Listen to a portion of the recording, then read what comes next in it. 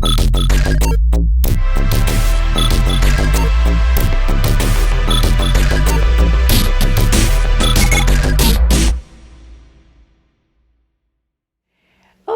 welcome to yet another episode of Live with Suzi. We are very happy, proud, and honored to be talking to Shahriar Pourdanesh, known as Shar, who is the first Iranian playing for NFL, National Football League. Very, very important position to have, especially years ago, even today, but years ago to be the first Iranian holding that position, it really means a lot. So I'm very thankful to be sitting here next to you and talking to you. Thank you so much for having me, Suzi. It's been a pleasure and it's an honor having me here. So honor is all mine. So tell us about this young Iranian man living in Irvine those days and wanting to enter the NFL. What made you want to do that? What inspired you? Actually, growing up in Irvine as an adolescent, as a teenager, I never really had dreams of entering the NFL. I was here living with my sisters. My parents were not in the country. I was basically being raised by teenage sisters who were going to college, and I just wanted to belong. I just wanted to fit in. And as you might remember, back in those days, there wasn't too much love lost for Iranians. Absolutely, yes, I'm with you on that. Sure. So yeah, you know what I'm talking about. Yeah. And so football was a way for me to escape, to belong. And I had an Iranian friend who was actually part of the football team. And I used to take the bus with him to school every day. And he was my friend. And we would take the bus to school. And one day he decided, I went to go to the bus and his name was Cameron Khatami. And Khatami wasn't there. And I asked him, I said, Khatami, let's go. He said, no, I can't. I got to go weightlifting. I said, what do you mean weightlifting? He said, I'm part of the football team. I said, oh, can I lift weights with you? And he said, yes. And I went and asked the head coach. I said, Coach, can I lift weights? And he saw me. He's 6'4" at the time, sophomore. And he saw big size and potential. And he's the one who really put it in my head. He saw me. He said, aren't you playing football for me? And he started filling my head with dreams of the NFL and college football. And really, it was my desire to really belong. So I just went to be part of the team. So very smoothly, you worked yourself in as an Iranian, American boy. It wasn't difficult to get in because some people have the feeling that it's not that easy, especially when you're not all white American. So it's not, in terms of it being easy, nothing about football is easy. Absolutely. But I didn't have any more difficulty than anybody else might have. Well, that's good to know. And actually, it was something, the brotherhood of football really saved me because during those times when I was being harassed for my nationality, when I was being attacked and so on and so forth, I was getting fights every day, defending myself.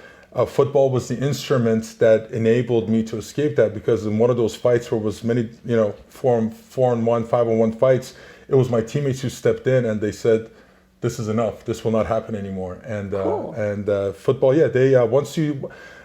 it's an amazing sport. Once you go through the treacherous training and the hardships together, it builds a bond that's stronger than nations, that's stronger than race, that's stronger than anything. That's good to know. Now, as far as your position being in the NFL, what position were you playing at? Because that's one sport, I have to admit here, that I know nothing about. I just like all the excitement about it. I always watch it when it's the time to watch the NFL. But really, I don't understand the game. I understand the Persian football, the other football, but this American football, I really not. I played left tackle, left tackle, or sometimes referred to as the blind side. The quarterback, obviously, being the most important position on the field. Most quarterbacks are right-handed, so when they go back to throw the ball, they can't see what's going on to their left. So defenses put their best player on the left side so he can come back and hit the quarterback without the quarterback seeing him. So then offenses take their best offensive lineman and put him there. And I was lucky enough, I was fortunate enough to start as a left tackle in the NFL. Cool. And which was a very hectic position because if I messed up, the quarterback got killed. So. Oh my goodness. How long of a training did you have to do in order to actually get into the teams and start really For the playing? NFL or just to start? For the NFL. Well, it was a long, arduous journey for me. I didn't go straight directly from college to the NFL. I wasn't a highly, even though I was first team All-American, I was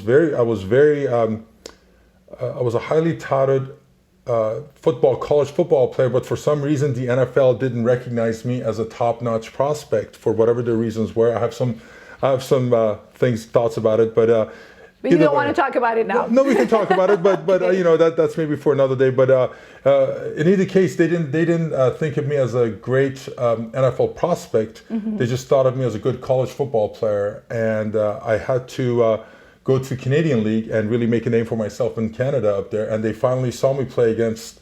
Isn't that amazing now? Having to live here and working all, you know, those Yes. steps and then being recognized in Canada more than, you know, the way you're explaining. Absolutely, I wasn't. Something to be considered, right? Yes, yes. I was an Iranian that had immigrated to the United States that went to Canada to play football so he could come back to the United States. Yes. So you stopped actually at playing for NFL after 2001 because you got yourself injured. I wonder how come, you know, people would even choose a game like this. This seems to be extremely dangerous. It is. I mean, I know you cover yourself head to toe almost, The but it's pain. still like really. How did you injure your? I destroyed my knee to the point where my knee was turned sideways, and my so dislocated your knee basically. I tore my ACL, PCL, LCL, boy. damaged the meniscus, damaged my hip. Oh boy! So that was the end of it. But to answer your question, football is the great. I always say, in my belief, football is the greatest sport that God has ever invented. It is. It is truly a magical game. It is a game where you can take 11 people that are not the best. You can take 11 mediocre players, and if they believe in each other, if they work together, they will always defeat 11 superstars. You can't do that in basketball. You can't do that in soccer. Football is a magical game. To this day, my relationships with my teammates, whether in college or whether in the pros, remain strong, and the bond that we develop, and you know, there's something to be said when your performance is so dependent on the person next to you. And it doesn't happen like that in basketball or baseball as much. In football, I really was dependent on my teammates. On your team. And my teammates were dependent on me. So it creates a very strong bond. So I would do it for free. I would go through the same pains that I went through. I would do it again. Now, talking about doing it for free, I want to know how much did you guys get paid? Because I hear these players, they get good amount of money, and so they should. They well deserve it. But what is the lifestyle of a... Oh, the lifestyle is... maybe that might be time for another interview, but the lifestyle is amazing. You know, the money is amazing. The everything, the fanfare is amazing. Everything about it is great. Obviously, left tackles, my position. I'm not going to say how much I was making, but left tackle. I don't know if it is right now, but at my time when I was playing, it was the second highest paid position in the game. Wow! Because you protect the quarterback, and the quarterback is such a huge investment that, you know, you put the best there, and you know, and I'm telling you, I would go and play it for free. Well, thank you for sharing that with us. Now I know you have kids, and Yes. I know you have sons. Yes. Are you encouraging them to get into the game like you did, like their dad did, and go that far, or not really? I never wanted to encourage my kids to do football, because I understand if I did that, then they would feel that they have really big giant steps, shoes to fill. Yes. I would never want to put that kind of pressure on my sons. Good for you. That's so nice. Well, also, and listen, I had to get lucky. I had to work hard. I had to be at the right place at the right time. The odds of people making it to the NFL is more than 1 in a million. It's not like you don't choose to be. That's why I said I'm honored and lucky to be sitting Well, next to thank you. you. That's also very odd. Well, thank you, but no, it's you don't choose to play in the NFL. You dream of playing in the NFL, and if you're lucky, if the chips fall the right way, then you have the honor and privilege to play in the NFL. And so I never want to do that to my kids. What I did encourage them to do, though, is unlike the traditional Iranian parents, I did stress education a lot, but equally so, I always stressed extracurricular activity. Which is very important. It's very Absolutely. important, and I think that's something that maybe in our culture it lacked. At least when I was going to school in It's Iran. getting better, though. Oh, it's getting much better. It's much better because our generation has grown Totally. up and now sees the importance of it. There needs to be balance. There needs to be balance. So, and nowadays we see all over the, you know, at least the U.S., that when kids want to actually enter college and university, they have to have full, you know, package. It's not just academically; it's everything. So it is very important, and we're coming far. We're coming around. Oh, absolutely. Totally.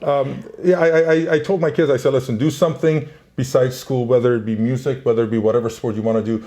But the one thing I told them, I said, whatever you start, you don't quit.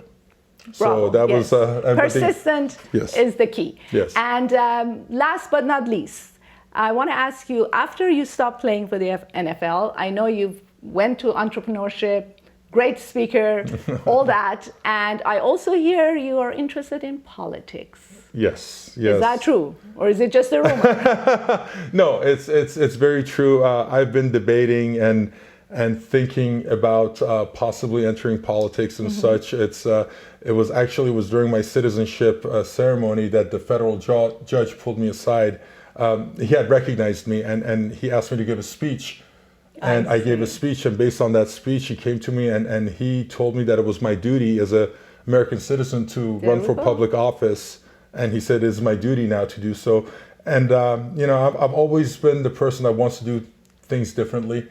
And, Good for you. And, maybe I'll be one of the few Iranian American politicians. Why not? Who knows? Let's see how things go. I will support you if that means anything. Well, thank you. It means a lot. Absolutely. Totally. Thank Well, I know we have a lot more to talk about, but I know how busy you are. Very successful man, complete entrepreneurship, 6 companies that some of them went public, right? Yes, some of them went public. And yes. he's doing very well. We're very proud to be Thank talking you, with thank you. you. And hopefully in the near future, promise you come back to Live with Suzi and tell us more about your involvement with upcoming politics. Anytime. You're wonderful. And listen, it's an honor to be here. I've seen you in other programs. So the fact that I'm here, it's a huge step for me. So thank you very much. It's a pleasure.